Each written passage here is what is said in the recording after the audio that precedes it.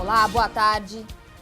A Agência Nacional de Transportes Terrestres, a ANTT, autorizou a revisão do valor do pedágio da rodovia Presidente Dutra. A partir do próximo sábado, dia 1º de agosto, as principais praças de pedágio vão cobrar R$ 12,70 para cada veículo. O valor anterior era de R$ 10,90. Isso significa um aumento de 16,51%. Os motociclistas pagam a metade do valor. Já os veículos comerciais, a tarifa vai ser multiplicada pelo número de eixos.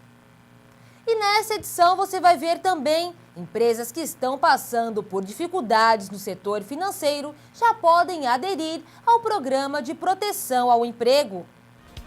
O governo também prevê um investimento de 112 milhões nos próximos 180 dias. Seminário debate desafios do acesso da população a serviços públicos de qualidade. E mais, o vôlei é o segundo esporte mais popular no Brasil, com cerca de 15 milhões de praticantes.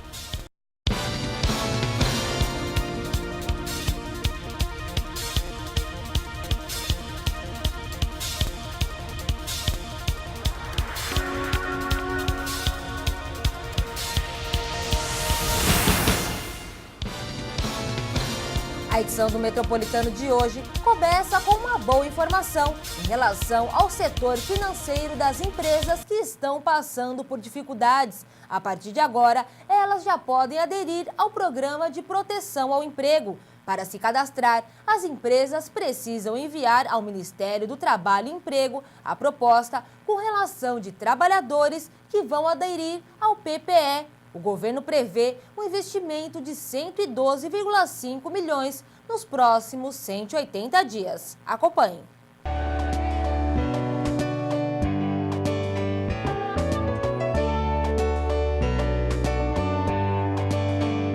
Para definir se a empresa se enquadra na situação de dificuldade financeira, o governo criou um índice chamado Indicador Líquido de Emprego.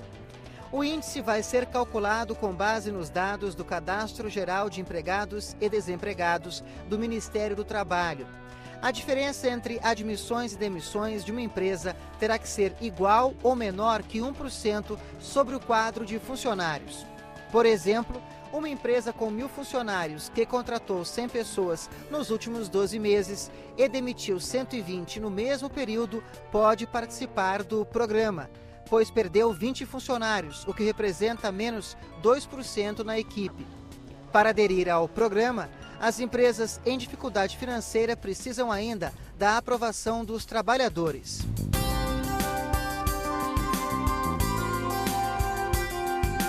Uma das coisas que nós achamos mais importante é que a entidade sindical respectiva tem obrigação de analisar cada caso e só fará o acordo se achar conveniente.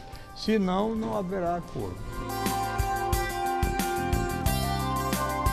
Para firmarem os acordos coletivos, as empresas precisam mostrar aos sindicatos que foram esgotados os períodos de férias, inclusive coletivas, e os bancos de hora. O PPE é uma medida universal para todos os setores da economia brasileira e agora vai depender do entendimento entre empresas e o seu sindicato preponderante. A expectativa é que 50 mil trabalhadores entrem no programa nos próximos 6 meses.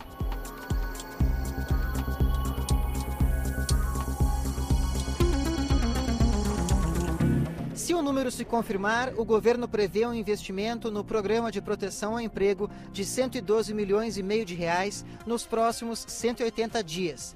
Já se todos esses funcionários fossem demitidos, o gasto com o seguro-desemprego nesse mesmo período seria de 259 milhões de reais, uma economia de 147 milhões de reais.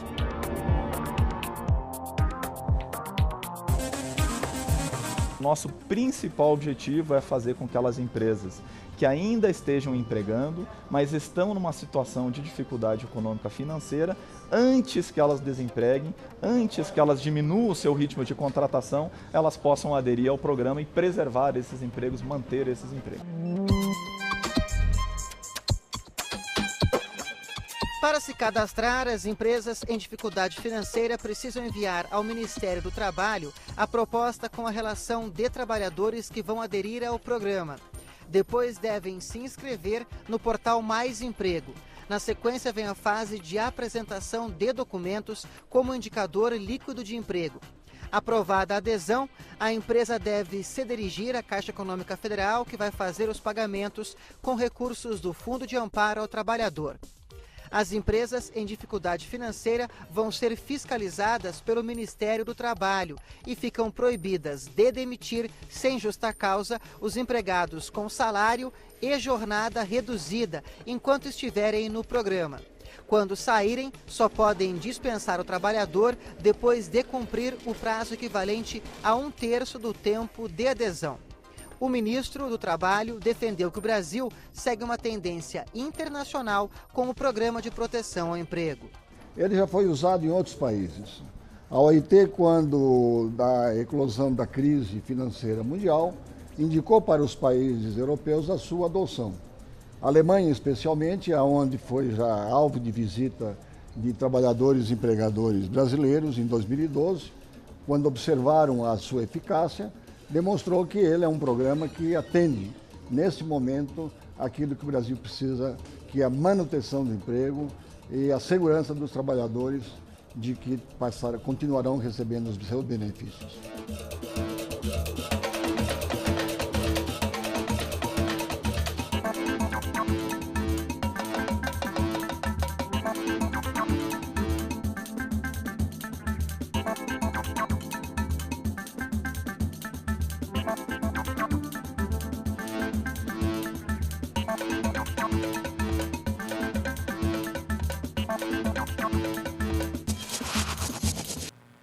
Veja agora os principais destaques do dia. São Paulo teve a madrugada mais fria do ano na última segunda-feira, segundo o Centro de Gerenciamento de Emergências da Prefeitura. Em média, os termômetros na cidade marcam 9,9 graus. A menor temperatura registrada foi de 5,5 graus em Capela de Socorro, na Zona Sul. O ar seco e a noite sem nuvens contribuíram para o frio. Com o céu sem nuvens, a temperatura cai mais rápido. A última madrugada mais fria do ano havia sido registrada dia 27 de junho, com média de 10 graus na cidade. A menor temperatura também foi na Capela do Socorro, com 6 graus. A piora nas estimativas para a economia brasileira não dá trégua. Pela 15ª semana seguida, os economistas das instituições financeiras subiram a previsão para a inflação deste ano, que passou de 9,15% para 9,23%.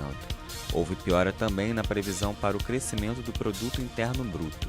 Os analistas agora estimam que a economia sofra uma contração de 1,76% neste ano, ante 1,7% na semana anterior.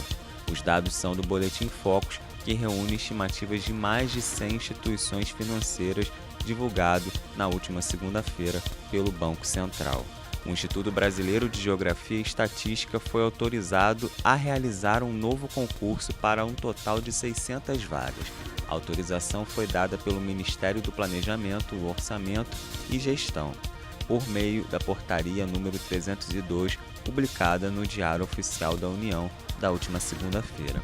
Serão 90 vagas para analista de planejamento, gestão e infraestrutura em informações geográficas e estatística, 50 para tecnologia e informações geográficas e estatística e 460 para técnico em informações geográficas e estatística.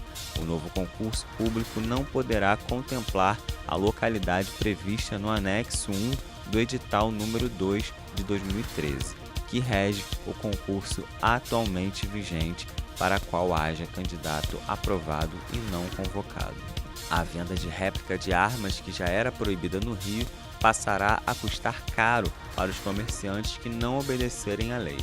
Na última segunda-feira foi publicado no Diário Oficial uma alteração na regra que permite multas de R$ 50 mil a R$ 100 mil para quem desobedecê-la. O valor pode chegar a R$ 200 mil caso a venda seja realizada para uma criança. As lojas que descumprirem a regra podem ter a inscrição estadual cassada. A proibição valia desde 1995, mas foi modificada no projeto da deputada estadual Marta Rocha, ex-delegada da Polícia Civil. A lei pede ainda para que os proprietários das armas de brinquedo entreguem a réplica em delegacias, obedecendo o mesmo procedimento das armas de fogo. Ainda segundo o texto, o Dia da Criança, celebrado no dia 12 de outubro, vai abrir a Semana do Desarmamento Infanto-Juvenil. A lei observa que as sanções previstas na nova regra não impedem a aplicação de outras penalidades, ou seja, uma pessoa acusada de cometer um assalto com uma arma de brinquedo poderá ser presa se condenada pelo roubo. A falta de chuvas respondeu por até 10% da inflação registrada na capital paulista no primeiro semestre do ano. As bandeiras tarifárias foram adotadas no início do ano para compensar as perdas do setor energético com a falta de chuvas, já que as usinas termoelétricas mais caras tiveram que ser acionadas para socorrer as hidrelétricas afetadas pelos baixos níveis dos reservatórios. Esse custo foi repassado ao consumidor como parte do gasto extra das distribuidoras com o aumento do custo da eletricidade. Antes, as distribuidoras bancavam essa conta sozinhas e só eram ressarcidas com os reajustes nas contas de luz uma vez por ano. Nos 6 primeiros meses do ano, o índice medido pela Fundação Instituto de Pesquisas Econômicas acumulou alta de 5,85% em São Paulo. O impacto da crise hídrica sobre outros produtos, principalmente alimentos in natura, responde por mais de 3,5% do avanço do IPC-FIPE no semestre. Faltando apenas 3 meses para o início das provas do Exame Nacional do Ensino Médio, o Enem, o professor de matemática Frederico Torres aponta métodos que o estudante pode adotar durante a realização da prova. O próximo dia do exame indica um momento para relaxar dos estudos. Com relação a essa fase final de preparação, para o aluno poder saber em qual disciplina ele deve focar, é muito importante que ele procure saber antes, no SISU, quais são as pontuações que cada universidade estabelece para cada uma das 4 grandes áreas e para a redação, porque isso pode mudar totalmente o foco do aluno. Por exemplo, na UNB, a redação ela não tem um peso muito grande, é cerca de 1/13 da nota final do candidato, enquanto na UFRJ, por exemplo, ela já tem um peso 3, que pode acabar sendo determinante para o aluno. Então é importante isso, que se ele for fazer um curso de exatas, por exemplo, que ele foque nas partes de matemática e suas tecnologias e ciências da natureza e suas tecnologias. Se ele for fazer algum curso de humanas, focar também na parte de linguagens e na parte de ciências humanas, mas priorizando sempre saber qual é a universidade que ele realmente quer entrar, porque isso pode mudar essa estratégia de prova. E na reta final da preparação, na última semana, enfim, o aluno não deve se preocupar muito com o conteúdo, é mais a hora de dar uma relaxada, revisar, fazer resumos, enfim, revisar aquele conhecimento que ele já sedimentou. E no dia da prova é muito importante ele estar muito atento, porque como você não tem um tempo hábil para poder responder todos os itens com tranquilidade, o principal ponto do Enem é você não perder tempo lendo as questões 2 ou 3 vezes. Ele tem que ler uma vez muito atento para poder fazer uma boa prova. E importante, de hora em hora, ele dar uma paradinha, dar uma respirada, tomar uma água, comer alguma coisa, porque nessa parada, quando ele volta para a prova, ele volta com um foco muito maior do que ele já estava naquela hora anterior. E você vai ver a seguir: o Estatuto da Criança e do Adolescente completou 25 anos e conselheiros tutelares ficam encarregados de cuidar do cumprimento dessa lei e outros direitos. E ainda, Brasil recebeu nesta semana um navio de pesquisa Vital de Oliveira. Nesse momento, o Rio de Janeiro tem a temperatura média de 24 graus e São Paulo 21. O Metropolitano vai para um rápido intervalo e volta já.